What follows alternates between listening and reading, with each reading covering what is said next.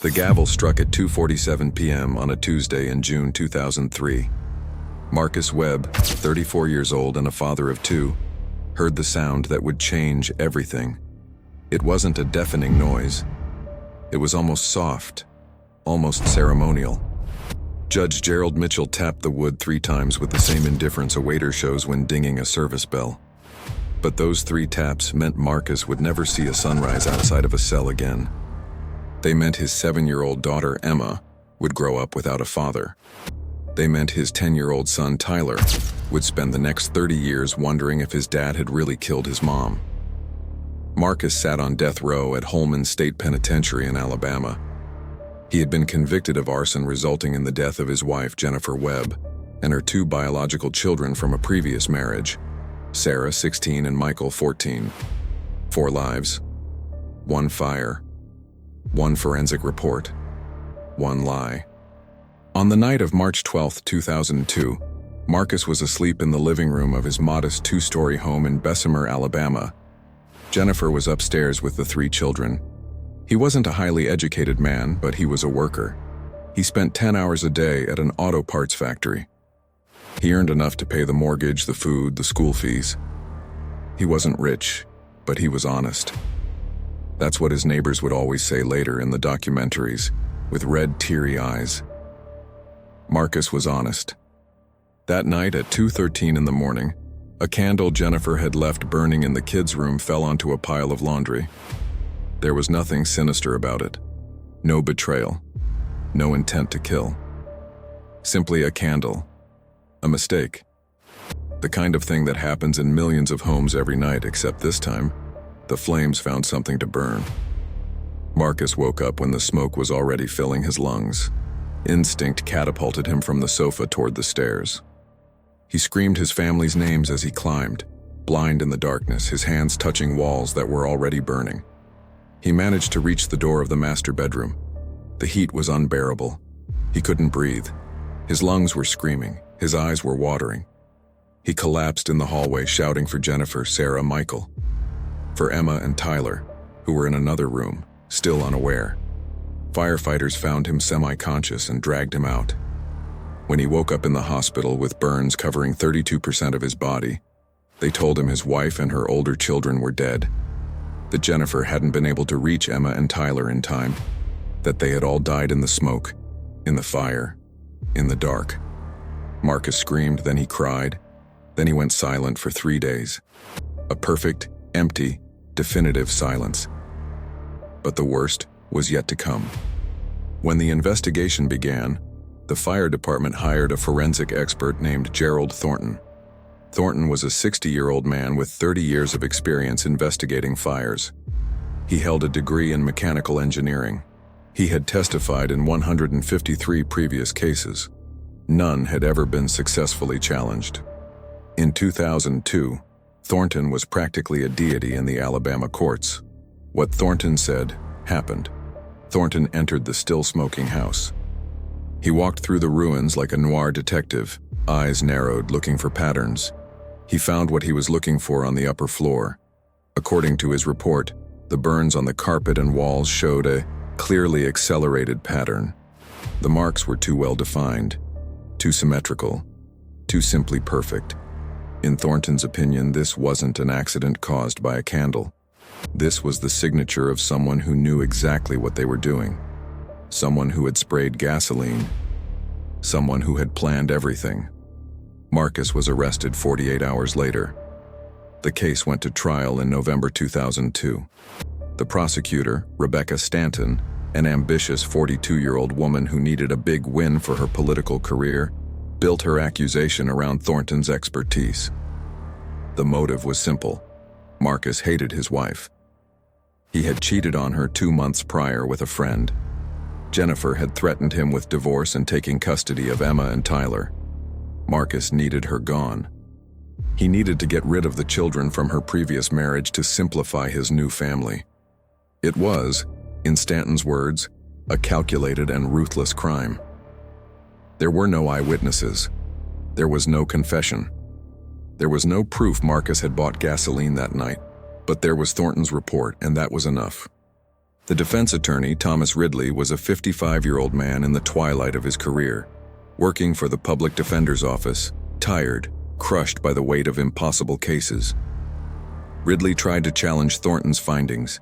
He brought in his own expert, a younger man named David Chen, who argued that the patterns Thornton identified were, in reality, completely normal in accidental fires caused by candles.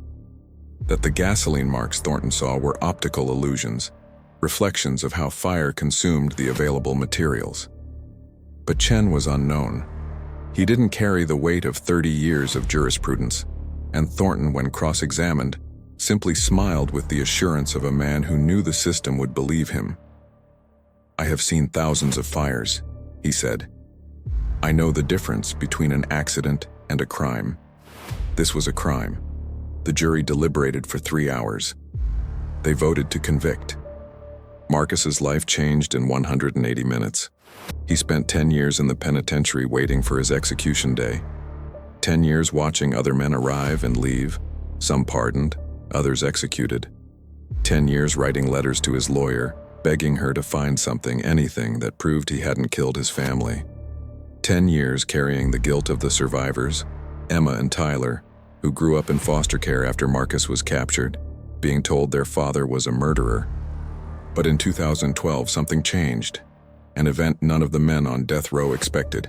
A providence that would arrive disguised as an accident. A coincidence in the most unexpected form possible.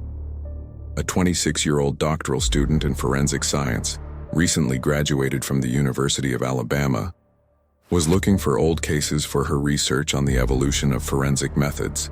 Her name was Jessica Holbrook, and she was about to discover that the system she worked in had made a mistake so monumental it would change everything she knew about justice.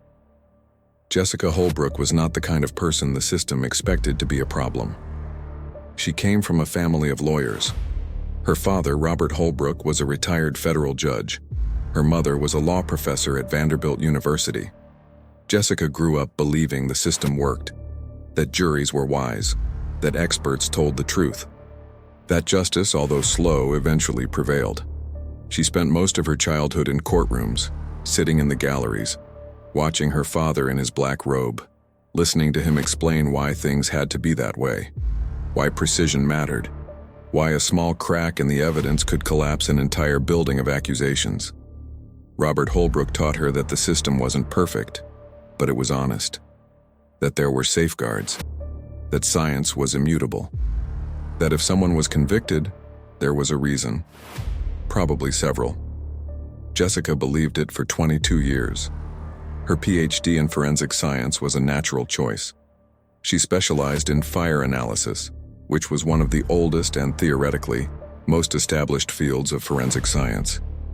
There were standard methods, protocols, decades of research.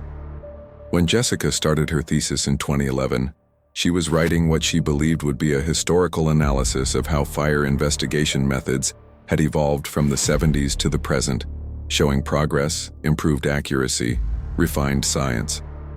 What she discovered instead was that the field was built on sand. Through the Criminal Justice Department at the University of Alabama, Jessica accessed closed case files, cases that had resulted in convictions, cases that seemed closed, secure, complete.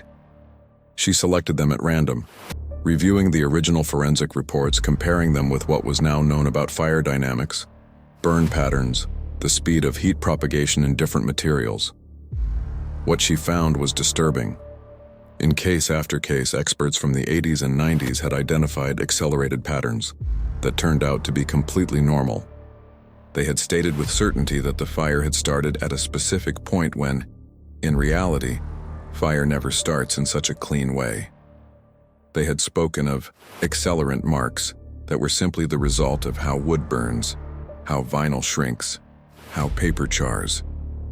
In one of those cases, a man named Marcus Webb had been sentenced to death based on the statements of an expert named Gerald Thornton. Jessica read the trial transcript. She read Thornton's report, and she felt cold.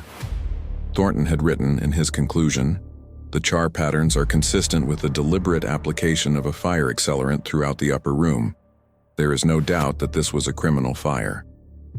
Jessica knew enough chemistry and fire physics to know that this conclusion was not only questionable, it was probably incorrect. The patterns Thornton described were exactly what you would expect to see in an accidental fire caused by a poorly controlled heat source, like a candle. Deep charring in one area could look like intentional acceleration simply because the fire had more time to develop at that point. The aluminum from the windows that had melted irregularly would seem abnormal to someone who didn't understand that aluminum melts at 800 degrees Celsius, which is completely achievable in a house fire. Jessica printed the case. She read it 3 times, a 4th. Then she called her father.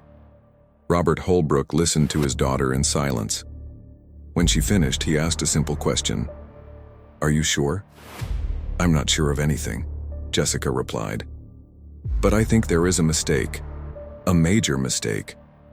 Her father went to the Jefferson County Courthouse. He obtained the full file. He spent an entire night reviewing it. The next morning, he called his daughter with a voice she had never heard from him before, a mixture of disbelief and controlled rage. "You are right," Robert said. "There is a mistake. And if you are right about this, then a man is on death row for a crime he probably didn't commit." Marcus Webb had 3 years to live when Jessica Holbrook discovered his name. His execution date was set for September 16, 2015. It was exactly 3 years away, 3 years minus 2 weeks, 3 years minus 1 day. It was enough time, or it was none. Everything depended on how fast they could move. Robert Holbrook contacted a colleague of his, a lawyer named James Mitchell who specialized in death penalty appeals. Mitchell was a 70-year-old man who looked ancient, but had the mind of someone 30 years younger. He had won 8 appeal cases. He had saved lives. Robert approached him with a cup of coffee in his hand. "We have a theory," Robert began. "Theories are cheap," Mitchell replied without looking up from his desk. "This one isn't. It comes with science." Mitchell looked up. Robert showed him the files. Jessica's analysis, the original reports, modern studies on fire dynamics showing how wrong Thornton was. When Mitchell finished reading, he leaned back in his chair. "This is enough for an appeal," he said, "but only if we can get the case reopened. And that requires convincing a judge that significant new scientific evidence exists. Old transcripts aren't enough. We need someone to perform a new analysis. We need a modern expert to testify that what Thornton did was wrong." "Is it possible?" asked Robert. "Yes," Mitchell replied. "But fast, very fast." Jessica Holbrook became, in that moment, what she would be remembered as forever. Not as an academic researcher, but as the young woman who would race against the clock to prove the system had made a mistake. The system her father had taught her to believe worked. Helena aqui. Recebido o bloco 3. A tensão aumentou drasticamente. Agora não é apenas uma luta contra o tempo, mas uma guerra declarada contra o sistema. A introdução dos antagonistas, Thornton e Stanton, cria um obstáculo claro e poderoso para os nossos heróis. Aqui está a tradução para o inglês, mantendo a formatação limpa e os nomes originais. Her English script, Block 3. The lie Robert Holbrook had passed down to his daughter, unknowingly, was about to be torn apart. What Jessica didn't know was that Gerald Thornton was still alive, that he was still working, that when he found out someone was questioning his expertise, he would react with all the fury of a man whose reputation, his entire legacy, was being attacked by a 26-year-old doctoral student. What Jessica didn't know was that prosecutor Rebecca Stanton, who had used Thornton's testimony to rise to state attorney, would not be willing to allow the case that made her famous to be reopened. Not without a fight. What Jessica didn't know was that she had less than 1,000 days. 1,000 days to dismantle a lie that had been cemented in the legal system for a decade. 1,000 days to stop an innocent man from being executed for a crime that science itself now said he probably hadn't committed. The 1,000 days were running. James Mitchell was not a man who believed in miracles. He had spent too many years in courtrooms watching men beg, pray, plead, and then get executed anyway. He believed in facts, in files, in finding cracks in the system's logic. The cracks were real. Miracles were not. But in October 2012, Mitchell began to believe that perhaps, just perhaps, there was something between fact and faith. The first thing he did was contact Gerald Thornton. That was a strategic error, but Mitchell didn't know it at the time. Thornton was retired, living in a red brick house on the outskirts of Birmingham with a comfortable pension and 30 years of won cases on his back. When he received Mitchell's call, the reaction was instant and visceral. "Are you questioning my work?" Thornton asked, his voice shifting from surprise to something more dangerous, something close to rage. "I am just gathering information," Mitchell replied carefully. "I performed that analysis 10 years ago. It was correct then. It is correct now. There is nothing to discuss." Thornton hung up. Mitchell heard the click of the phone and understood he had made a mistake. Men like Thornton didn't respond to reason when questioned. They responded with defense, with anger. Thornton would call Stanton. Stanton would call her allies. The system, which was like a living organism, would begin to defend itself. Mitchell was right. 3 hours later, the state attorney's office received a call from Rebecca Stanton. Stanton had risen from county prosecutor to state attorney in 2008, propelled precisely by cases like Marcus Webb's. Her official biography mentioned her perfect record in death penalty cases. What it didn't mention was that several of those cases had been built on Thornton's expertise. Stanton called her boss, the state attorney general, a man named Thomas Covington, who was considering a run for governor. Covington listened to Stanton with growing attention. "An appeal?" he asked. "Based on new science," Stanton replied, "by an inexperienced doctoral student. It is frivolous, it is a waste of court time, but we have to stop it now before it becomes a media problem." What Stanton didn't mention was what she already knew, that if Marcus Webb's case was reopened, if Thornton's expertise was publicly questioned, then all her other cases could be questioned too. She had won 7 death sentences based, at least partially, on Thornton's forensic evidence. If Thornton fell, she fell with him. "Do everything legally possible to stop this appeal," Covington ordered. That was Friday, October 19th, 2012. At 2:09 p.m., by Monday morning, the system had mobilized its resources. A defense attorney named Paul Hartley was contacted and offered a job to represent the state's interests in any motion to reopen the case. Hartley was brilliant and ruthless. He didn't question his orders. He only executed them. Jessica Holbrook knew nothing of this as she sat in the University of Alabama library that Monday morning, surrounded by notes, textbooks on fire dynamics, and yellowed photocopies of case files. What she knew was that she had to write an expert report that was so solid, so flawless, that a judge couldn't reject it. Her father was with her. Robert Holbrook had taken a week off his retirement to help his daughter. He sat across the table reviewing every paragraph, every conclusion, every reference to modern scientific literature. When Jessica wrote, "The char patterns observed by Mr. Thornton are consistent with accidental fires caused by a candle," Robert read the 3 peer-reviewed studies she cited. Then he nodded. "This is solid," Robert said at 11 p.m. that Monday. "But you have to go further. You don't just have to say Thornton was wrong. You have to explain why he was wrong. You have to humanize the error." Jessica understood. She stayed awake all night.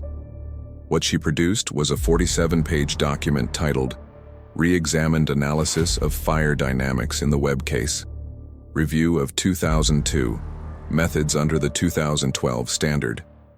It wasn't academic. It was a carefully constructed indictment based on science of how forensic science had failed. Jessica wrote, "In 2002, criminal fire analysis relied primarily on visual observation of burn patterns. No validation standards existed. There was no consensus on what constituted an accelerated pattern. Mr. Thornton applied methodology that was, at the time, widely accepted, but which we now know is deeply flawed. The patterns he identified as signs of accelerant are, in fact, completely consistent with an accidental fire caused by a candle. The deep charring he observed does not indicate the intentional application of gasoline. It simply indicates that the fire had time to develop without interruption in that specific location. This is basic chemistry, not divination. Then Jessica did something that was both scientific and personal. She described the specific fire of the night of March 12, 2002. She explained how a candle had fallen, how the fire would have started small, how it would have spread. She recreated the facts using modern physics. The result was a narrative that was not only scientifically correct, but was also an invisible defense of Marcus Webb. Robert Holbrook read the document 3 times. The 3rd time, his eyes were wet. "This is the right thing," he said simply. The document was filed with the Alabama Court of Criminal Appeals on November 2, 2012. James Mitchell included a formal motion requesting a reopening of the case based on significant new scientific evidence that was not available at the time of the original trial. What happened in the next 14 days was a battle that no one outside the legal system noticed, but which would determine if Marcus Webb lived or died. Paul Hartley, the state attorney, responded to Mitchell's motion with a document that was, word for word, a defense of Thornton and a characterization of Jessica as an inexperienced academic practicing in a field outside her competence. Hartley didn't attack the science. He attacked the scientist. Dr. Holbrook's opinion, Hartley wrote, is based on reinterpretations of data that were already considered by the original court.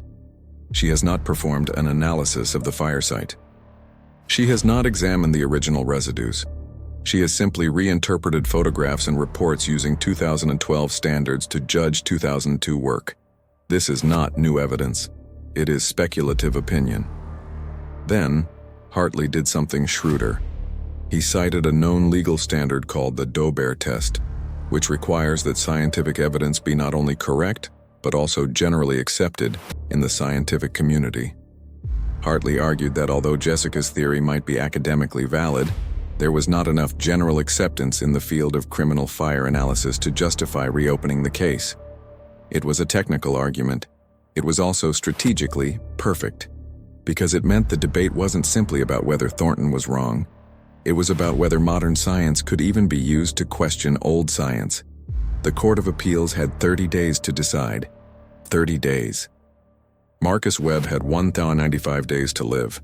The percentage of his life being debated had just been reduced to 2.7%. What Jessica didn't know when she submitted her analysis was that her work had been read by someone else. Someone who wasn't in the court. Someone who had been keeping a secret for 10 years, waiting for exactly this moment. That someone was about to change everything. Her name was Eleanor Vasquez. She was 63 years old, worked as a clerk in the Jefferson County Courthouse Evidence Department since 1987, and knew exactly where Marcus Webb's file was stored. She didn't just know. She had seen it 10 years ago, when it was archived after the conviction. She had touched it, she had cataloged it, and she had watched it for a decade, waiting. Eleanor wasn't an activist. She wasn't a frustrated lawyer. She wasn't one of those people who wake up one day determined to change the system. Eleanor was simply a woman who had made a mistake 10 years ago, and who was now looking for a way to fix it without destroying her life in the process. In 2002, when Marcus Webb was convicted, Eleanor was processing the original evidence from the fire. Photographs of the site, soil samples, fragments of burnt fabric, residues of what Thornton had identified as accelerant. Everything was cataloged, labeled, stored in the evidence vault. It was her job to ensure everything was documented correctly. But in October 2002, 3 weeks after the conviction, Eleanor had committed an act of negligence that would have ended her career if anyone had discovered it. One of the soil samples from the fire site had been placed in the wrong container. Eleanor discovered it by accident while reorganizing the vault. The sample was labeled as Sample A7, collected from the upper floor initiation area. But when she checked Thornton's inventory, she discovered that the initiation sample should have been cataloged as Sample A4. Eleanor did what any sensible person would do. She reported it to her supervisor, a man named Carl Hendricks, who was 2 years away from retirement and who, clearly did not wish to deal with any problems regarding evidence in a case that had already been resolved.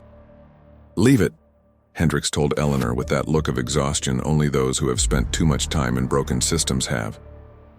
"What?" Eleanor replied. "Just leave it. The case is closed." Webb was convicted. Who cares if a sample is in the wrong container? Eleanor protested. Hendricks ignored her.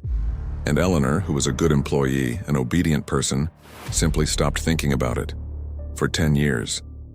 But when she accidentally read about Marcus Webb's appeal in a local newspaper in November 2012, something moved in her chest. A feeling she hadn't been able to ignore for a decade turned into a physical urgency. Eleanor knew where that sample was. She knew it was mislabeled, and she knew no one else knew. What Eleanor didn't know was that this mislabeled sample could be the missing link to everything. Eleanor didn't contact James Mitchell directly. She wasn't that brave.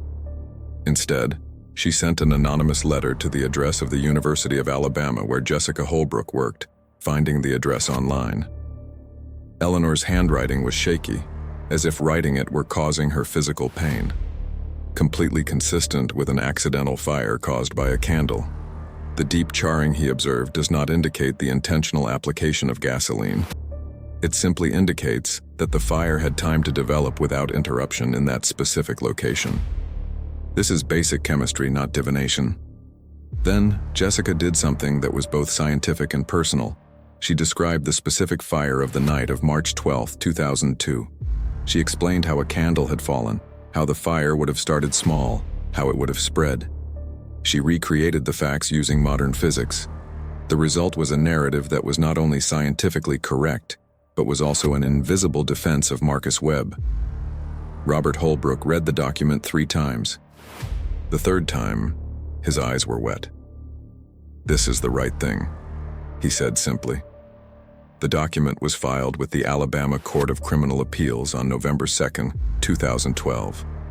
James Mitchell included a formal motion requesting a reopening of the case based on significant new scientific evidence that was not available at the time of the original trial.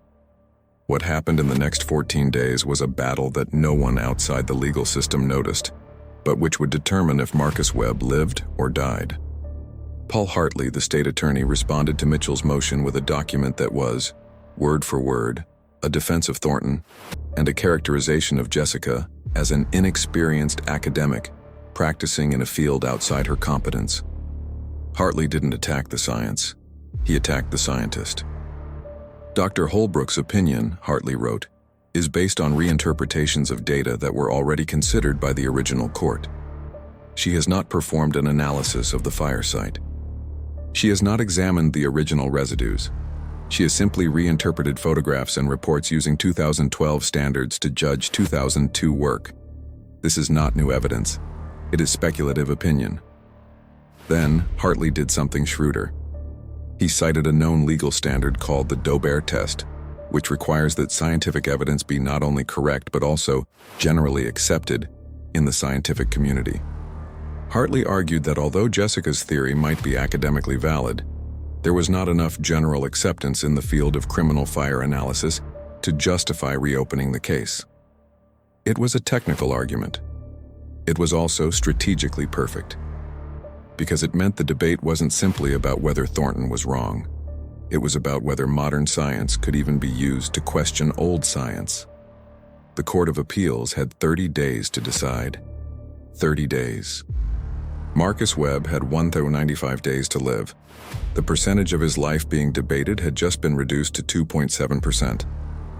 What Jessica didn't know when she submitted her analysis was that her work had been read by someone else, someone who wasn't in the court, someone who had been keeping a secret for 10 years waiting for exactly this moment.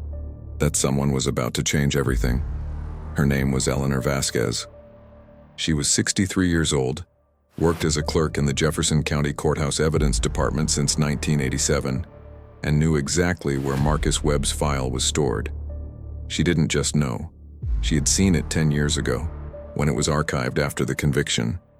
She had touched it, she had cataloged it, and she had watched it for a decade, waiting. Eleanor wasn't an activist. She wasn't a frustrated lawyer.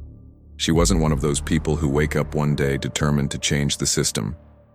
Eleanor was simply a woman who had made a mistake 10 years ago, and who was now looking for a way to fix it without destroying her life in the process.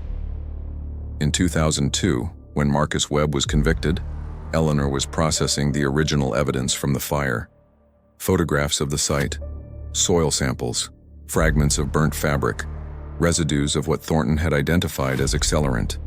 Everything was cataloged, labeled, stored in the evidence vault. It was her job to ensure everything was documented correctly. But in October 2002, 3 weeks after the conviction, Eleanor had committed an act of negligence that would have ended her career if anyone had discovered it. One of the soil samples from the fire site had been placed in the wrong container. Eleanor discovered it by accident while reorganizing the vault. The sample was labeled as Sample A7, collected from the upper floor initiation area. But when she checked Thornton's inventory, she discovered that the initiation sample should have been cataloged as Sample A4. Eleanor did what any sensible person would do. She reported it to her supervisor, a man named Carl Hendricks, who was 2 years away from retirement and who, clearly, did not wish to deal with any problems regarding evidence in a case that had already been resolved. "Leave it," Hendricks told Eleanor with that look of exhaustion only those who have spent too much time in broken systems have. "What?" Eleanor replied. "Just leave it. The case is closed." Webb was convicted. Who cares if a sample is in the wrong container? Eleanor protested. Hendricks ignored her. And Eleanor, who was a good employee, an obedient person, simply stopped thinking about it. For 10 years.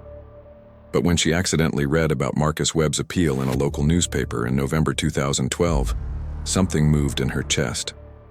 A feeling she hadn't been able to ignore for a decade turned into a physical urgency. Eleanor knew where that sample was. She knew it was mislabeled. And she knew no one else knew. What Eleanor didn't know was that this mislabeled sample could be the missing link to everything. Eleanor didn't contact James Mitchell directly. She wasn't that brave. Instead, she sent an anonymous letter to the address of the University of Alabama, where Jessica Holbrook worked, finding the address online. Eleanor's handwriting was shaky, as if writing it were causing her physical pain. People outside the prison were racing against time, bringing evidence, trying to prove the system had made a monumental mistake. What Marcus knew was that every day passed. Every day that passed brought him one day closer to his execution. And every day that passed, he felt his family less. His memory of Jennifer was fading. His memory of the children was becoming blurry, like an old photograph exposed to light too many times. In 13 months, the execution date was September 16th, 2015. They were in mid-November 2012. They had 1,032 days, maybe less. The Alabama Court of Criminal Appeals has 8 judges. In November 2012, one of them was Margaret Chen, a 58-year-old woman who had spent 20 years on the bench, who had read thousands of appeals, and who had a special gift for detecting when the system was betraying itself. Margaret Chen received Mitchell's motion along with all the supporting documents. She read them over a weekend in her home, while her husband slept and the trees outside darkened with the falling night. She read Jessica Holbrook's analysis twice. She read Brooks' findings on the soil samples. She read the broken chain of custody. And when she finished, she knew exactly what it meant. It meant someone had made a mistake. It meant that mistake had resulted in a death sentence. It meant that now, 10 years later, there was a chance to fix it. Or it meant that the court would reject the motion, and Marcus Webb would be executed anyway, taking the mistake with him to the grave. Margaret Chen was a judge, not an activist. She couldn't simply decide Marcus Webb deserved to live. She had to follow the law. She had to follow precedents. She had to make the right thing look legal. What she did was call an emergency meeting of the 8 judges to discuss whether Mitchell's motion deserved a full oral hearing. An oral hearing meant both sides, Mitchell and Hartley, would have the chance to present their arguments to the judges in person. This was important because it meant Jessica Holbrook and possibly Brooks would have the chance to explain their science directly to the judges. Hartley received the notice of the emergency meeting with a cold sensation in his stomach. This meant the judges were taking the motion seriously. This meant it wasn't something that could be easily dismissed. This meant the battle was about to intensify. The first thing Hartley did was call Rebecca Stanton. The second was to contact Gerald Thornton and tell him the court was considering allowing a full oral hearing on the new evidence. Thornton had a reaction Hartley didn't expect. Instead of panic or rage, Thornton asked something that revealed the depth of his own uncertainty. "What if they realize I made a mistake?" "You didn't make a mistake," Hartley replied automatically. "But what if I did? What if these years later, with new technology, it turns out I was wrong?" Hartley didn't answer because he didn't know what to answer. The truth was that Thornton was probably wrong. The truth was that the new evidence suggested his analysis had been fundamentally flawed. But the truth wasn't what mattered right now. What mattered was winning. "Let's wait and see what the court says," was all Hartley could offer. The meeting of the 8 judges occurred on November 28, 2012. It lasted 42 minutes. The decision was unanimous. A full oral hearing would be allowed. A date was set, January 16, 2013. That meant Jessica Holbrook, who wasn't a doctor yet, who was still writing her doctoral thesis, would have to present her analysis before an appeals court. She would have to defend her science. She would have to convince the judges that what she had discovered was important enough to reopen a case that had been closed for a decade. Jessica went to see her father when she heard the news. Robert was in his study reading a book on constitutional law. When Jessica told him, Robert took off his glasses and rubbed his eyes. "Are you ready for this?" he asked. "No," Jessica replied honestly. "But I have to be. Because if you win, a man will live. If you lose, he will probably die." "I know." Robert put his glasses back on and looked at his daughter with an expression she had never seen before. It was a mixture of pride and horror, as if he were looking at someone who had just aged years in a moment. "Then let's do it correctly," Robert said. What happened in the next 49 days was preparation that was both legal coaching and intensive emotional resilience training. Robert worked with Jessica on every aspect of what she would say before the court. He asked her hostile questions. He taught her how to stay calm when questioned. He showed her how a pause, a breath could be more powerful than an answer that was too fast. But they also did something else. They visited Marcus Webb. Jessica didn't know it was possible. Robert made a call and, through some judicial contacts, it was arranged that Jessica could enter the appeals section of Holman State Penitentiary. It wasn't a normal visit. It wasn't through glass with a telephone. It was in a private room, with a guard standing outside. Marcus Webb walked in. He was 45 but looked 60. His body was shrunken from inactivity. His eyes had that empty glint of someone who has spent more than a decade wondering if he still had the right to hope. When he saw Jessica, it was as if for a moment, his body had a reaction his mind hadn't known how to process. His jaw tensed, his fists clenched. Then he relaxed, as if he had just remembered that hoping was the path to disappointment. "Are you?" asked Marcus. "I am Jessica Holbrook. I am the person who wrote the analysis on your case." Marcus nodded slowly, as if processing information that was too big for his brain. "Do you think I can be freed?" he asked. Jessica didn't lie. "I don't know. But I believe the court should hear the truth about what happened. And I am going to make sure they hear it." Marcus sat down. 20 minutes passed. He spoke little. He asked about Emma and Tyler, his surviving children. Jessica told him they were fine, that they had been adopted by a good family, that they had grown up knowing their father was innocent. That wasn't completely true, but Jessica understood that some lies were acts of mercy. Before the time was up, Marcus asked something that made Jessica feel like the floor was disappearing beneath her feet. "Why are you doing this? You don't know me. You have nothing to gain." Jessica thought about how to answer. She thought about the truth regarding her father, about how Robert Holbrook had built an entire career on faith in the system, and now was working to dismantle the parts of that system that had failed. "Because someone has to," Jessica finally replied. Marcus nodded. Then he was escorted back to his cell, to his life of waiting, to the 973 days he had left. Meanwhile, Rebecca Stanton was using the only weapon she had left: politics. She contacted people in the Attorney General's office. She asked that the case be viewed not as a question of science, but as a question of legal precedent. If the court allowed an old forensic analysis to be completely rejected based on new methodology, it would mean all old convictions based on forensic evidence would be under threat. It would mean dozens, perhaps hundreds of cases could be reopened. It was a cynical argument, but it was effective. The system, after all, wasn't designed to fix itself.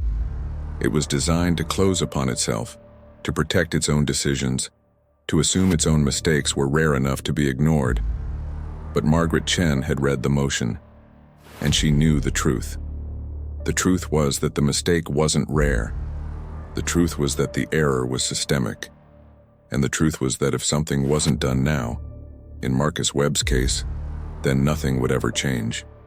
January 16, 2013 arrived. Jessica Holbrook, 26 years old without a full PhD with no courtroom experience, walked into the Alabama Court of Criminal Appeals hearing room. She wore a navy blue suit her mother had helped her choose. Her hands were shaking. Her heart was beating at a speed she thought might stop her chest. James Mitchell was by her side. Paul Hartley was on the other side.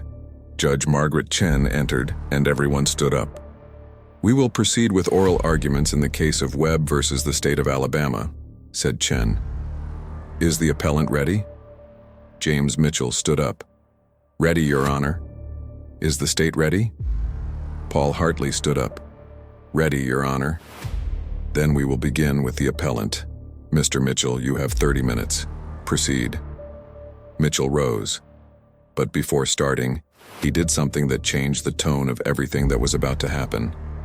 He asked that Jessica Holbrook be allowed to testify, instead of simply submitting a written document. Hartley protested. Margaret Chen listened to both sides. Then she set a rule. Jessica could testify, but only about the science, not about the legal implications. Jessica went to the witness chair. A Bible was placed in her hands. She swore to tell the truth, the whole truth, and nothing but the truth. Then for the next 90 minutes she explained the difference between what Thornton had seen in 2002 and what modern science knew in 2013. She did it calmly. She did it with evidence.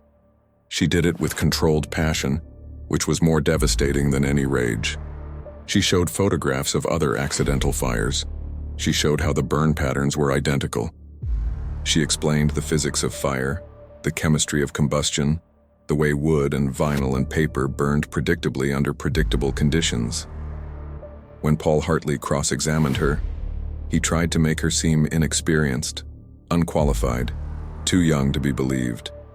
Jessica didn't let herself be intimidated. She simply answered his questions, directly, without defensiveness, without arrogance. After 3 hours, Margaret Chen called a recess. Everyone left the room. Jessica was so exhausted she could barely walk. When they returned, Gerald Thornton was called to testify via video call. He was in his home, in his study, surrounded by books on fire analysis. He was sworn in. He was asked questions about his analysis in 2002. Thornton was defensive of his work, but under Mitchell's cross-examination it became increasingly clear that Thornton wasn't really defending his science. He was defending his reputation. "Did you use validation methods?" Mitchell asked.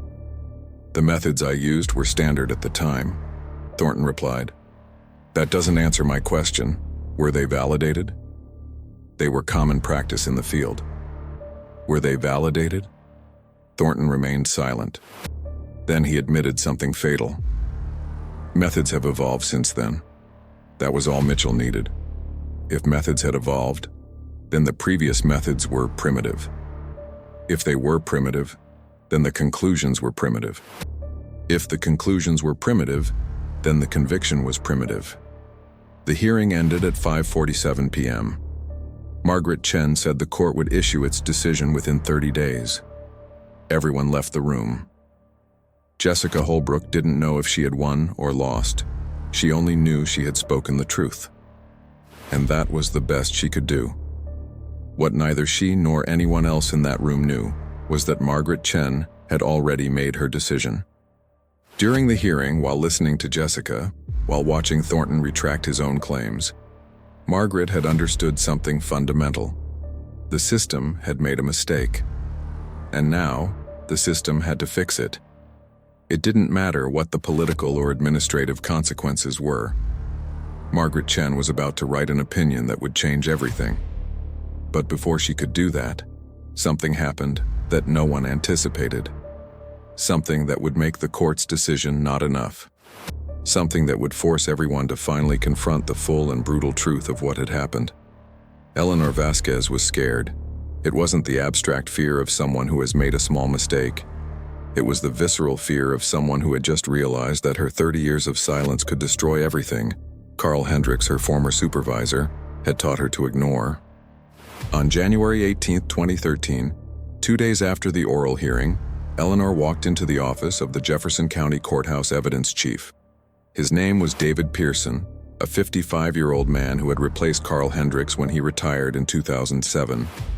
Pearson was different from Hendricks. Pearson believed the system should work correctly, even if that system made more work for him. Eleanor carried a folder. Inside was the original inventory log of the mislabeled sample from 2002. Inside was the broken chain of custody. Inside was a letter Eleanor had written and rewritten 17 times over 2 sleepless nights. "I need to report something," Eleanor said simply. David Pearson read the documentation. His expression changed from curiosity to concern to something close to fury tainted with disbelief.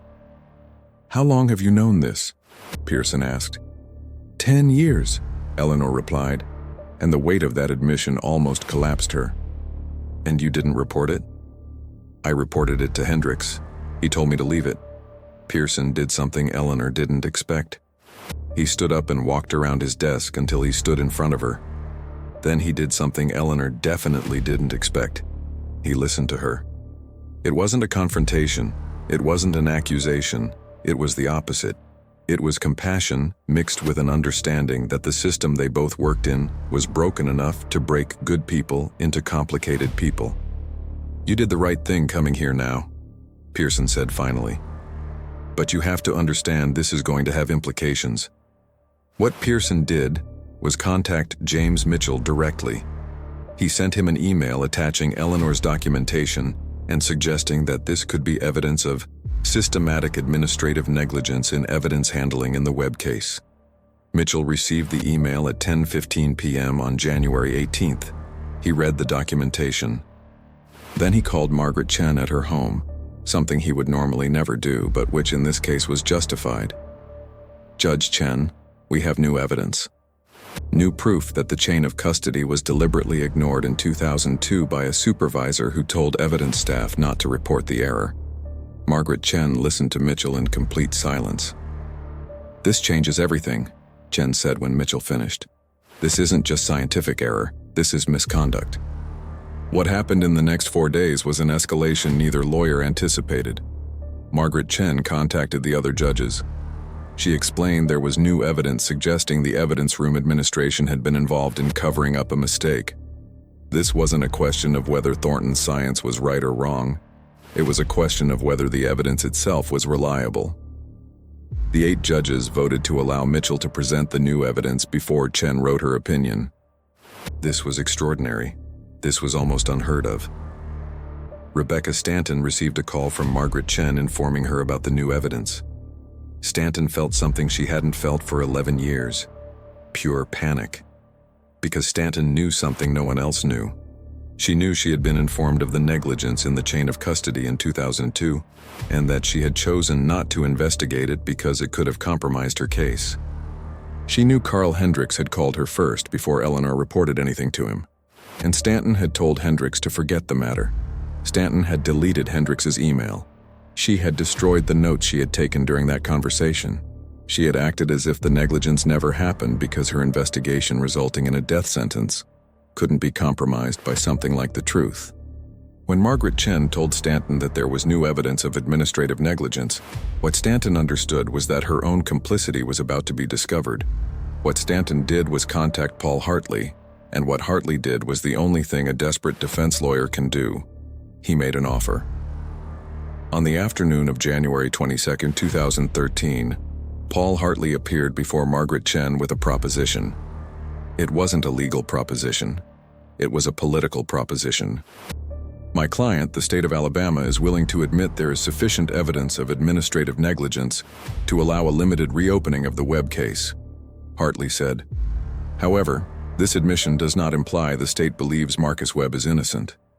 The state still maintains that Webb was justly convicted based on the evidence available at the time of the trial. Margaret Chen listened to him. What Hartley was proposing was this: the state would admit there was a mistake, but would not admit the mistake resulted in injustice. It was a legal chess move that allowed everyone to save face, while Marcus Webb remained guilty in every sense that mattered. Margaret Chen rejected the proposition. If the evidence was compromised, Chen said, then the conviction was compromised. There is no middle ground here. What happened next was something that hadn't happened in 30 years in Alabama. The state attorney, Rebecca Stanton, made a public statement. Stanton called a press conference for 4 p.m. on January 23, 2013. She was pale. Her voice shook, but not with emotion, with something worse, with the coldness of someone confessing a crime. Based on new forensic evidence presented to the court, and on documentation that has come to light regarding evidence administration in the Marcus Webb case, Stanton began, I acknowledge that the chain of custody in this case was compromised, and that this compromise, combined with forensic methodology now considered flawed, creates reasonable doubt regarding the original conviction. The journalists went absolutely silent. Therefore, Stanton continued, the state of Alabama will not oppose a full reopening of the case and a new trial for Marcus Webb if he desires, or his immediate release if the court so orders. That was it. Stanton turned around and left the room without answering questions. What had just happened was an implicit admission that the state had wrongly sentenced a man to death.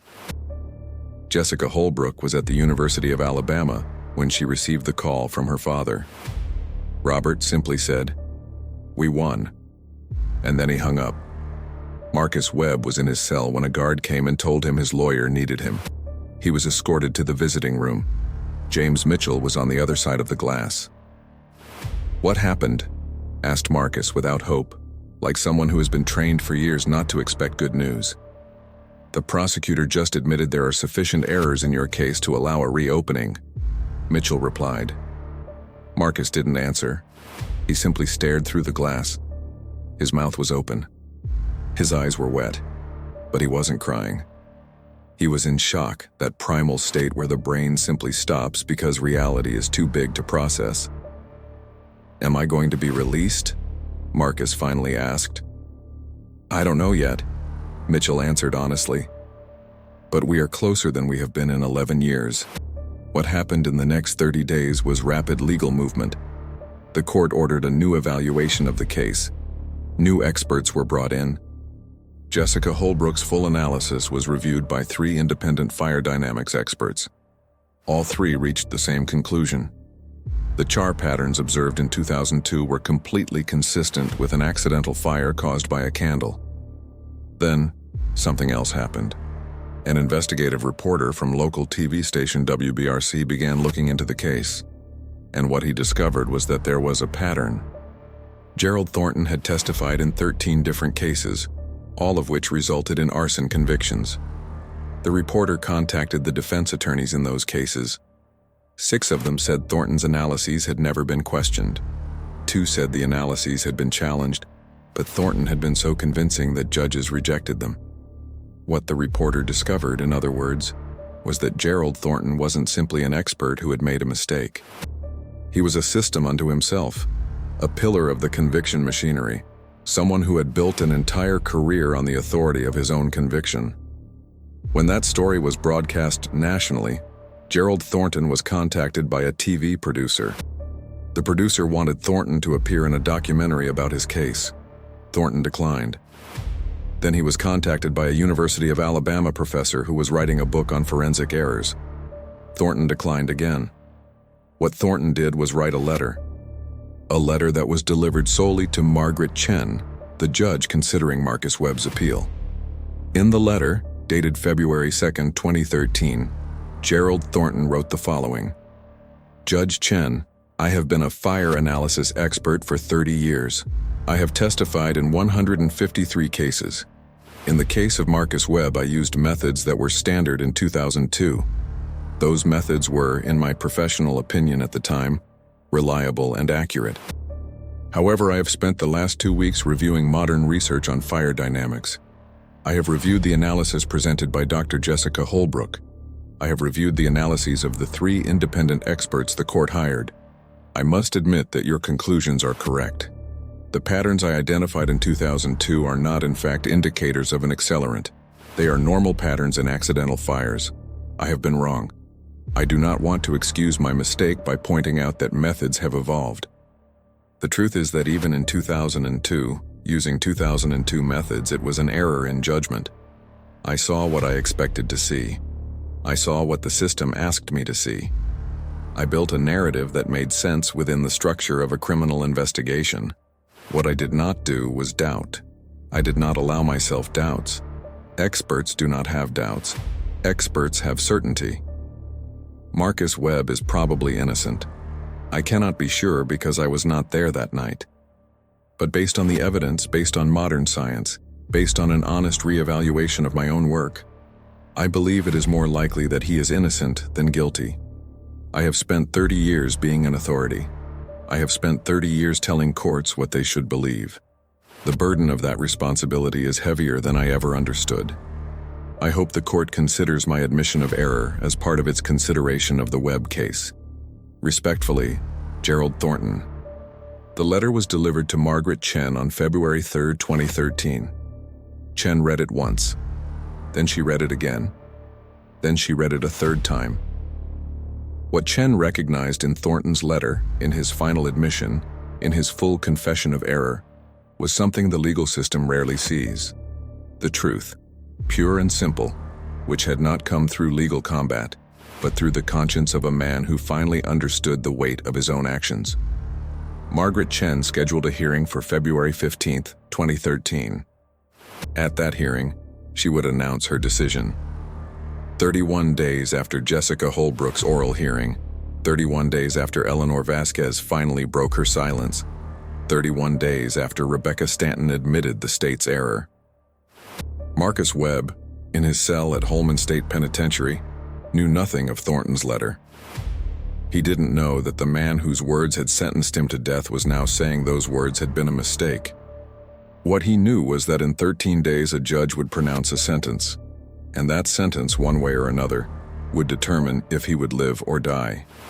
He had 942 days before his scheduled execution, but if Margaret Chen ruled in his favor, those 942 days would be reduced to a much smaller number, maybe 30, maybe less. The morning of February 15, 2013 dawned gray in Montgomery, Alabama. It wasn't the kind of gray that is simply cloudy. It was the gray of a sky that knew something irreversible was about to happen. Jessica Holbrook woke up at 4:47 a.m. before her alarm went off, her heart beating with the intensity of something trying to escape her chest. Her father was already awake. They were in a hotel 3 blocks from the Court of Appeals. Robert Holbrook had slept 2 hours, maybe less. When Jessica went down to the living area, her father was drinking coffee in the gloom, looking out the window at the empty street. "Do you think we won?" asked Jessica, although she already knew the answer. What she sought wasn't information, it was confirmation that she wasn't alone in her uncertainty. "I don't know," Robert replied honestly. "Margaret Chen is an extraordinary judge, but this is huge. This is a court admitting that the entire system failed. Courts do not love admitting that." "And if we lose?" Robert didn't answer immediately. When he did, his voice had dropped to something barely audible. "Then an innocent man will be executed, and we will spend the rest of our lives knowing we did everything we could and still it wasn't enough." Jessica sat beside him. They didn't speak. They just waited for the day to arrive. Marcus Webb woke up in his cell at 6 a.m. with the standard alarm. What was different today was that he knew something was happening. His lawyer, a woman named Sarah Chen, no relation to the judge, had visited him yesterday and explained that the appeal decision would be announced today. What Sarah hadn't explained was exactly what that meant. Did it mean he would be released? Did it mean he would be executed faster? Did it mean the legal process would simply continue in an infinite limbo? Marcus ate his breakfast of tasteless oatmeal. He passed the hours as he did every day. Exercise in the yard, reading in his cell. An hour in the common area. But everything in his body was waiting. He was waiting for the moment a guard would come and tell him something. Anything. At the Court of Appeals, at 9 a.m., James Mitchell was checking his phone for the 15th time. Rebecca Stanton was in her office 35 minutes away, internally begging Margaret Chen to do the right thing. Gerald Thornton was in his home, in his study, unable to do anything but wait. Eleanor Vasquez was in her home, calling her boss David Pearson repeatedly, even though she knew he wouldn't have news until the court released it. At 10:15 a.m., Margaret Chen entered the courtroom. She wasn't in her robe. She was in street clothes. This was unusual. It meant this wasn't a formal court session. It was simply a judge who had a sentence to pronounce. "I would like to read a statement," began Margaret Chen, her voice firm but charged with something that was both resolve and grief. Regarding the case of Webb versus the state of Alabama, the room was full. There were journalists, there were law students, there were anti-death penalty activists. There were lawyers who wanted to see how the system corrected itself or condemned itself, depending on how you looked at it. This court has reviewed the new evidence presented by the appellant, including modern forensic analysis, documentation of administrative negligence in the chain of custody, and a retraction of his own analysis by the original expert, read Chen from a document she held with both hands. Based on this evidence, this court has reached the conclusion that Marcus Webb's conviction was fundamentally compromised by deficiencies in the forensic evidence and administrative failures that affected the integrity of that evidence. She paused. She looked around the room as if she wanted everyone to understand the weight of what she was about to say. Therefore, this court grants Marcus Webb's appeal and orders that the original conviction be vacated. The appellant shall be released immediately, with the option to be retried if the state decides to prosecute.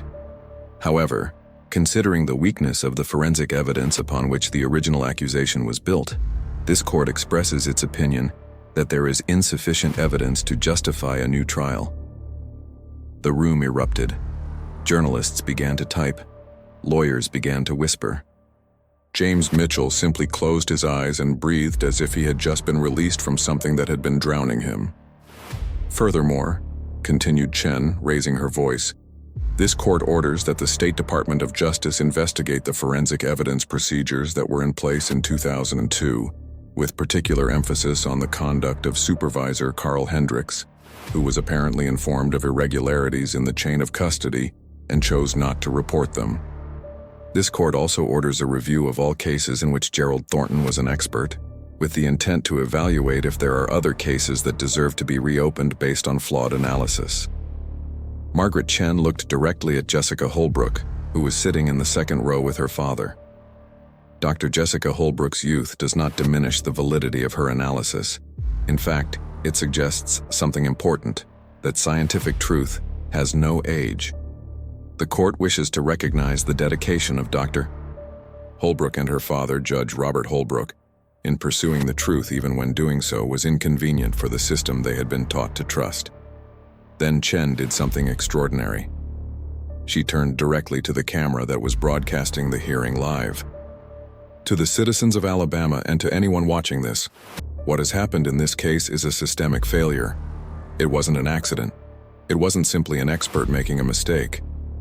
It was a chain of decisions made by people with power that resulted in the wrongful sentencing of an innocent man to death.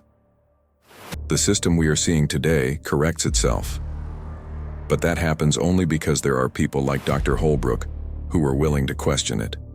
If there hadn't been those people, Marcus Webb would have been executed. and none of us would have ever known he was innocent.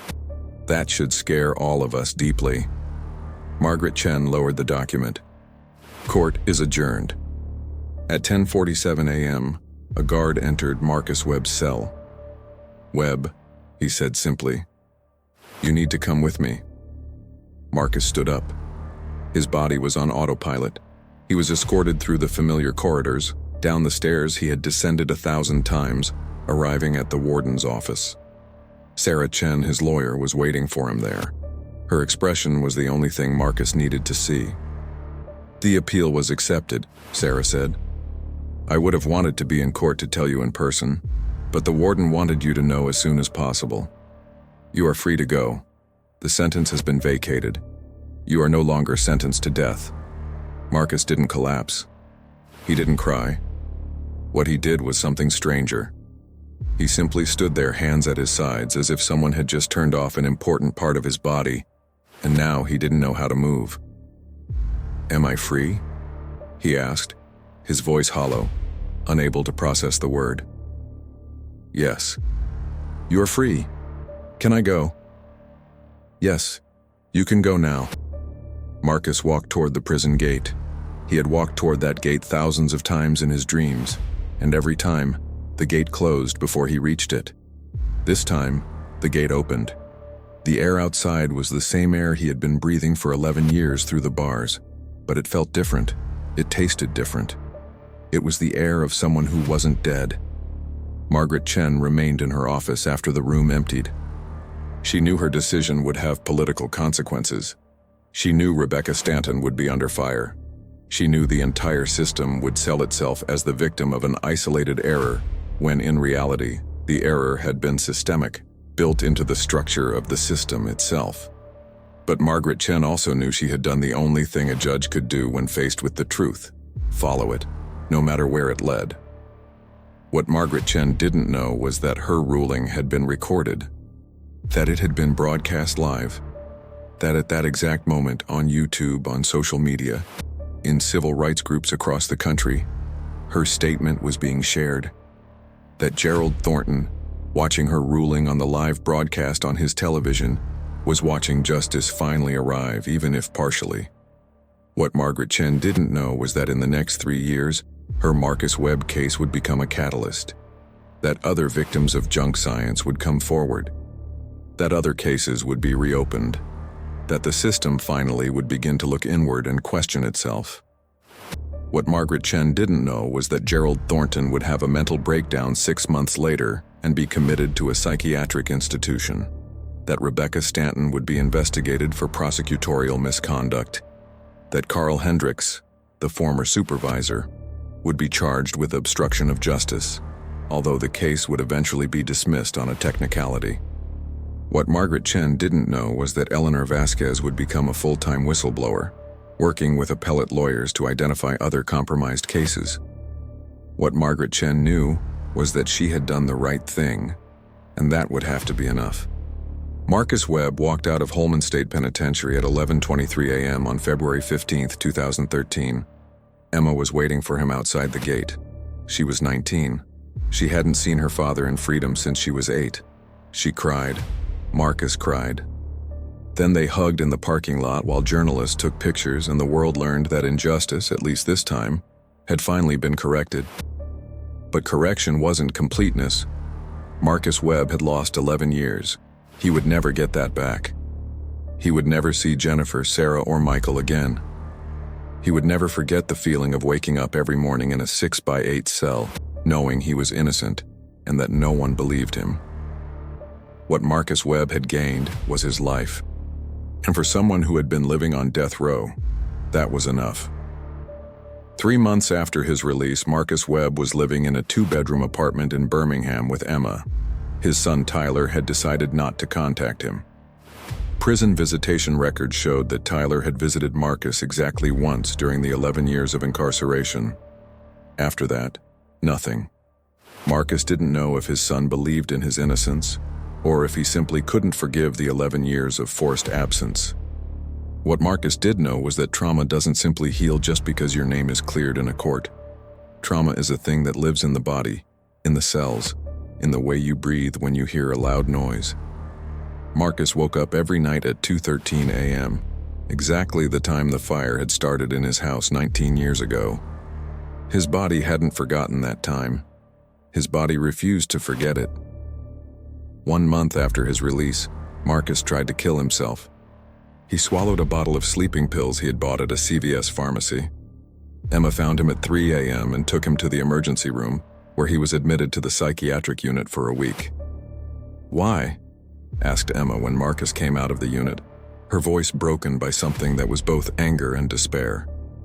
"Because 11 years is an eternity," Marcus replied simply.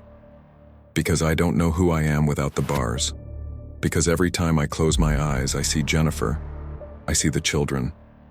What Marcus didn't say was that freedom was worse than prison in some ways. In prison, his purpose was to survive. Now, without bars, without structure, without purpose, he simply existed. And existence without purpose is just a slow form of death. Meanwhile, at the University of Alabama, Jessica Holbrook was finishing her doctorate. Her thesis, which had emerged from the research on the Webb case, was accepted with honors. But what she discovered during the additional research process was disturbing.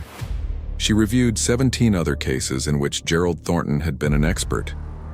In 8 of them, the patterns Thornton had identified as signs of accelerant were statistically indistinguishable from patterns in accidental fires. In 2 additional cases, Thornton had identified points of origin that, according to modern analysis, were clearly incorrect. Jessica presented her findings to James Mitchell. Mitchell immediately began working on new appeals for 2 of the 8 cases. But what he discovered was that the system didn't want to be questioned again. The system wanted the Webb case to be an exception, not a rule. The Alabama Attorney General tried, quietly, to discourage further appeals. There were communications between the Attorney General's office and defense attorneys, suggesting that new appeals would be disruptive to the criminal justice system. What this meant, in plain language, was that the system preferred to keep probably innocent men in prison rather than admit it was fundamentally broken. Jessica, who was now Dr. Jessica Holbrook, did something her father had taught her was possible but hoped she would never have to do. She went to the press, not with legal documents, but with the truth. In July 2013, Jessica was interviewed by a producer from the national network NPR. The interview was titled, "Broken Science: How Flawed Forensic Evidence Continues to Convict the Innocent." In that interview, Jessica specifically described Thornton's 17 cases and explained, in terms anyone could understand, why she believed at least 8 of them deserved reopening. 3 weeks after the interview aired, 2 of the men convicted by Thornton were released. 3 months later, a third received a new sentence. But 4 remained in prison, their appeals rejected for technical reasons or because the court simply refused to reopen them. What happened was that the system closed tighter upon itself. New regulations were enacted that made it harder to appeal based on new scientific evidence. The standards for what constituted new evidence were raised. The burden of proof to demonstrate that a previous expert analysis was flawed was made heavier. In other words, the system learned from its errors. It didn't learn not to make errors.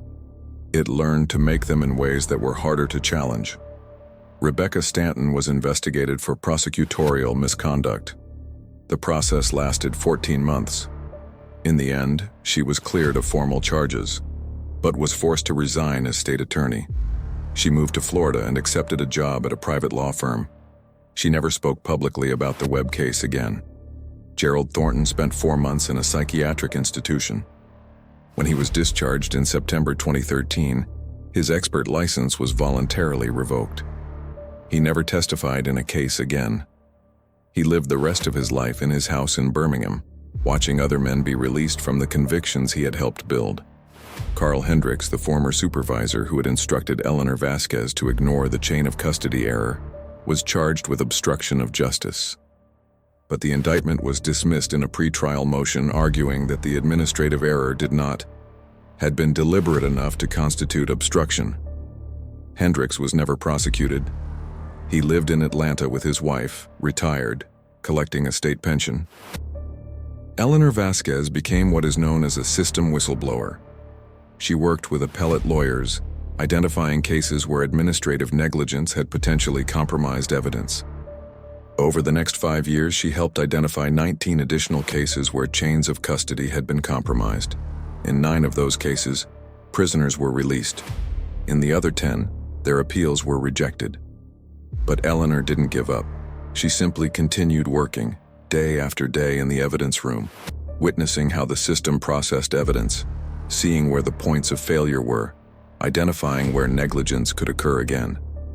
What Eleanor didn't receive was an award. She didn't receive public recognition. What she received was a change in administrative procedures at the Jefferson County Courthouse. It was minimal, but it was something. Margaret Chen continued being a judge. In 2015, she was promoted to the Alabama Supreme Court. In 2016, she was nominated for the 10th Circuit Court of Appeals, which is a federal court. But her nomination was blocked in the Senate by politicians who argued she was too soft on criminals. She was nominated again in 2018 and was blocked again. She remained a state judge, where she continued to be, for some, a voice of reason in a system that preferred convenience to truth. 3 years after his release, Marcus Webb was working as a counselor at a non-profit organization, helping exonerated individuals reintegrate into society. He enjoyed that work because he understood, on a level few could understand, what it means to leave prison knowing you are innocent. But Marcus lived with a ghost. The ghost of the 11 years he couldn't get back. The ghost of his wife and children who had died while he was in prison. The ghost of Tyler, who eventually agreed to meet him, but whose relationship was never what it could have been if Marcus hadn't been unjustly convicted. Marcus never knew if Tyler completely forgave him. What he knew was that Tyler, after meeting him after 19 years, simply looked at him with a mix of emotions that was impossible to decipher. It was like looking at a stranger who was once your father, but whom distance and time had turned into something inexpressible. In 2018, Jessica Holbrook was offered a position as an assistant professor at Yale University, where she would direct a research lab on forensic fire analysis. Her work was recognized internationally. She was invited to speak at law conferences. She was consulted on high-profile cases. But what Jessica never forgot was the weight of what her analyses had meant. Every time she guided a student through a fire analysis, she thought of Marcus Webb. Every time she identified a possible error in an old report, she thought of all the men in all the penitentiaries who might be where Marcus had been, waiting for someone to question the science that had convicted them. Jessica wrote a book in 2017 titled, The Illusion of Certainty: How Flawed Science Built Death Row. The book won awards. It was translated into 8 languages. It was assigned in law schools across the country. But what the book couldn't do was fundamentally change the system. Because the system didn't want to be changed, the system wanted to be validated. And validation was easier to achieve than truth. Marcus Webb and Jessica Holbrook met in person for the first time after the appeal in 2016, at a criminal justice conference in Chicago. Marcus was invited to speak about his experience. Jessica was invited to present her research. They met in the hotel hallway. Marcus recognized Jessica from the photographs in news articles about his case. He simply walked over and took her hand. "Thank you," he said. It was all he needed to say. Jessica cried. She didn't cry at the conference. She cried later, alone in her hotel room, thinking about all the years Marcus had spent in prison waiting for someone like her to be brave enough to question authority. What Jessica understood in that moment was that her purpose wasn't simply to do science. It was to fight against the machine that had decided Marcus Webb deserved to die for a crime he probably hadn't committed. And the machine, although struck and wounded in the Webb case, continued functioning. It continued convicting people. It continued executing people. It continued year after year perpetuating the illusion that the system was fair, when in fact it was fundamentally broken. The end of the Marcus Webb case wasn't an end. It was simply a point where the truth came to be recognized publicly. But behind that recognition were thousands of other cases where the truth never arrived, where errors were never corrected, where innocent men died knowing no one would ever know they were innocent. Marcus Webb lived. He was one of the few who did. And for the rest of his life, he would live with the awareness of that. With the awareness that there were others, in cells across the country, waiting for someone like Jessica Holbrook to be brave, expert, and relentless enough to question the foundations upon which their convictions had been built. That was the true end of the case. It wasn't justice. It was the survival of a person who was lucky enough to be saved. In 2027, 12 years after his release, Marcus Webb returned to Holman State Penitentiary for the first time since walking out those doors on February 15, 2013. He didn't return as a prisoner, he returned as a counselor, as someone who knew what it meant to wake up every morning in a 6x8 cell knowing you were innocent. The penitentiary had changed little. The same gray corridors, the same rusted bars, the same smell of disinfectant and despair. What had changed was Marcus. He was 59 years old. His hair was completely white. His hands shook when he walked, though he didn't know if it was age or the trauma of being back in that place. They were waiting for him in the appeals section. A guard escorted him through corridors he knew by heart. Every turn was familiar. Every sound brought back a specific memory. The clang of metal doors, the scream of an inmate somewhere, the low rumble of desperate conversations. In a conference room, a young man was waiting for him. He was 26 years old. His name was David Clemens. He had been sentenced to life for arson. According to the file, he had sprayed gasoline in his girlfriend's house when she tried to leave him. 2 people died. The evidence was clear. The only problem was that David Clemens said he was innocent. Marcus sat opposite him. David looked at him with the eyes of someone who had identified Marcus in a Netflix documentary 3 years ago, who had seen his face on a screen, who had understood that if a miracle had happened for Marcus Webb, then maybe, just maybe, that miracle could happen for him too. "How did you do it?" David asked without preamble. "How did you get someone to believe you were innocent?"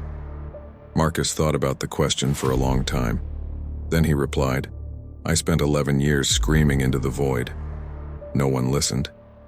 Then by pure luck, the right person looked into the void. But here is the truth no one wants to hear. Luck is not a plan." David nodded slowly. He understood what Marcus was telling him. That innocence wasn't enough. That it had taken a doctoral student, a judge, a clerk keeping a secret for 10 years, and a chain of impossible coincidences. Marcus spent the next hour talking to David about his case, about the evidence, about where the error might be. And as he spoke, Marcus realized something. David was probably innocent. The patterns were similar. The evidence was weak. The confession had been coerced. But David would probably never be released, because there wasn't a Jessica Holbrook waiting in the wings. There wasn't a Margaret Chen on the bench. There wasn't an Eleanor Vasquez keeping a secret waiting for the right moment to reveal the truth. When Marcus left, David asked one final question. "Do you believe there is a God?" Marcus thought about that. He thought about 19 stolen years. He thought about Jennifer and the children he would never get back. He thought about all the men who would remain in prisons based on junk science, coerced confessions, and omitted evidence. "I believe there is a God," Marcus finally replied. "But I believe God does not work in courtrooms. I believe God works in people, and people don't always listen to him." When Marcus left the penitentiary that afternoon, he went directly to a small church in Bessemer. The church where he had married Jennifer 31 years ago. The church where Emma had been baptized. The church where he had once believed the world made sense. Marcus sat in the back pew. He didn't pray. He didn't ask for anything. He just sat there, in the gloom, with the weight of 31 years pressing against his chest. Then he went home. Emma was waiting for him. She was a lawyer now, specializing in wrongful death appeals. She had dedicated her life to safeguarding others from what had happened to her father. She would never lose that. "How was it?" Emma asked. "Like always," Marcus replied. "The system works exactly as it was designed to work." Emma understood what that meant. It meant David Clemens would probably stay in prison, that other people would continue to be wrongly convicted, that the error was a feature of the system, not a bug. What Emma didn't know was that Marcus had decided something in that church. That he no longer cared if the system fixed itself. That he no longer expected systemic justice. That he only wanted, in the years he had left, to help one person. Just one person, if possible, to escape what he had lived through. Marcus Webb spent the next 2 years reviewing cases, not as a lawyer, as someone who had lived what it meant to be innocent and convicted. What he found was an endless list of men. Men whose forensic science was questionable. Men whose confessions were coerced. Men whose evidence had been suppressed. In 2029, another man was released. A man named Jerome Washington, who had spent 16 years in prison for a murder he probably didn't commit. Marcus had helped connect Jerome with lawyers. Marcus had reviewed his case. Marcus had told the lawyers exactly where the error was. Jerome was released on March 3, 2029. When he walked out the prison gates, he went directly to a small church in Bessemer. He didn't know it was the same church where Marcus had sat years earlier. Jerome had simply followed his instinct. He had gone to the only place he felt might understand. What Jerome didn't know was that Marcus was there, sitting in the back pew, waiting for him. "You are Jerome Washington," Marcus said when Jerome entered. Jerome was startled. What he saw was a 60-year-old white man he didn't know. "Who are you?" Jerome asked. "I am someone who knows exactly how it feels to be released after 16 years knowing you were innocent the whole time," Marcus replied. They sat together in silence for an hour. They didn't speak. They were just there. Two men who had been robbed of time, now sharing that stolen time on a church pew in Bessemer, Alabama. When Jerome left, Marcus stayed. He stayed until it got dark. He stayed until the priest locked the doors. He stayed until he was completely alone. What Marcus understood in that solitude was that the Webb case hadn't been about defeating the system. It had been about truth finding light in a moment, in a specific place, about people who decided, when presented with a choice, to do the right thing instead of the convenient thing. The system would continue. It would continue to convict unjustly. It would continue to execute the innocent. It would continue making the same mistakes over and over again, because the mistakes were inherent to its own structure. But there was something the system couldn't eliminate. There were moments where the crack became visible. Moments where someone like Jessica Holbrook dared to question. Moments where someone like Margaret Chen dared to listen. Moments where someone like Eleanor Vasquez finally spoke the truth she had been guarding. In those moments, people were released. Not because the system was fixed, but because the truth, when it was powerful enough, could temporarily break the chains the system had built. Marcus Webb lived until 2041. He died in his sleep at 73, 32 years after being released. Hundreds of people came to his funeral.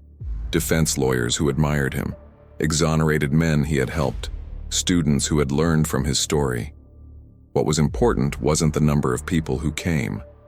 It was that Emma was there, that Tyler was there, that Jerome Washington traveled from Georgia to be there, that David Clemens, who remained in prison during Marcus's entire life, was allowed for the first time to see Marcus outside the glass of a visiting room. In his will, Marcus left everything to Emma's organization, the organization that helped exonerated people rebuild their lives. It was a modest amount of money, but it was done with the understanding that even small actions can create change. What Marcus left was more than money. He left a legacy of persistence. He left the idea that even when the system is irredeemably broken, even when reform seems impossible, individual people can make a difference in individual lives. Jessica Holbrook attended the funeral. She was 64. She still directed the institute at Yale. She still reviewed cases. She still searched for the truth in a system that preferred convenience. When she saw Marcus's casket being lowered into the ground, she cried. But they weren't tears of sadness. They were tears of gratitude. Gratitude that Marcus Webb had lived long enough to see others be released. That his case had inspired change, even if that change was incredibly slow. Eleanor Vasquez died in 2037, 5 years before Marcus. She had lived the last years of her life knowing that her act of courage, keeping that secret for 10 years and then finally revealing it, had resulted in the release of 42 men. 42 lives that continued. 42 men who walked out of prison and had the chance to live. That had been enough. What the Marcus Webb case left was this: a reminder that injustice is not inevitable, that there are people willing to stand up against the system, that the truth, although slow, although often too late, can finally prevail. But it also left something darker, a reminder that without those specific people, in that specific moment, Marcus Webb would have been executed, that thousands of others had been executed, that thousands more would continue to be executed because they didn't have a Jessica Holbrook, because they didn't have a Margaret Chen, because they didn't have that series of impossible miracles. What remained was a system that continued functioning exactly as it was designed. What remained was the understanding that reform wouldn't come from inside the system. Reform would come only when enough people, outside the system, decided it was no longer acceptable. And maybe, just maybe, the Marcus Webb case was the first step toward that moment. It was a crack in the machine, a crack that was immediately sealed, but a crack nonetheless. And cracks, however small, are how the light gets in.